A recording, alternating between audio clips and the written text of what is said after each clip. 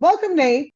Let's Thank you jump for right having me. in and start with you. I've been at Nitel for a little over 6 years. Previously, Vice President of Account Management here. For the last 3.5 years, I've actually been RVP of our East region under sales. What we are is a global channel-only network as a service provider. So what that means is we're going to work with you on everything that you need from a network aggregation perspective, but also add in other layers such as managed firewalls, managed SD-WAN, and those could be purchased from Nitel or on their own. So we work, and we'll talk a little bit about that as well. We work really hard to make sure we're getting a right solution for the client around what they're looking for. But really, at the end of the day, it's about connecting anybody, anywhere to any of their applications and making sure that they have all of the services to make that happen. I think when people think of someone like a Nitel, whether it's our competition or us, they ultimately start thinking of, oh, let's talk about circuits. And Mhm. in the aggregation world, that's where it all starts. It all starts there. Everything has to ride on it. So I completely get that.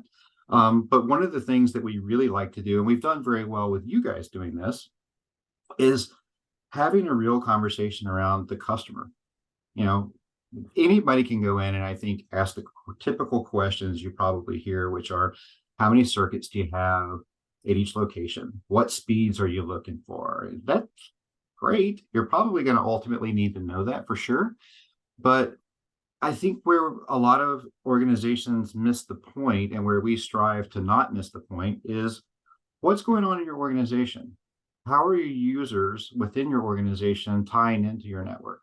What are they Mhm. doing on that network? How's that traffic allocated? Are they experiencing pain points around that? If you could have your perfect world scenario for your company, what would that look like?